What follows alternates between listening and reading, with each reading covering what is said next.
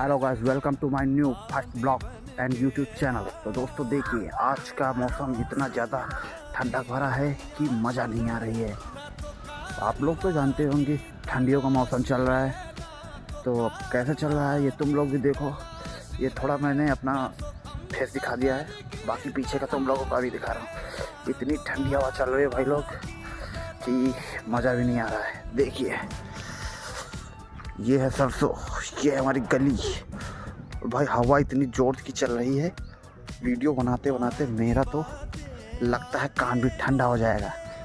दोस्तों आप लोग अगर मेरा ये वीडियो पहला ब्लॉग है, अगर वीडियो देख रहे हो तो चैनल को सब्सक्राइब जरूर करना भाई लोग, क्योंकि आज मेरा पहला है। तो पहला क्या पहला, अरे वीडियो भाई, आज मेरा पहला वीडियो, तो उसी के साथ वीडियो को ज़्यादा से ज़्यादा शेयर करना भाई। और फर्स्ट वीडियो में मिलते हैं नेक्स्ट ब्लॉग में, दे मचाते हैं तबाही का जहर।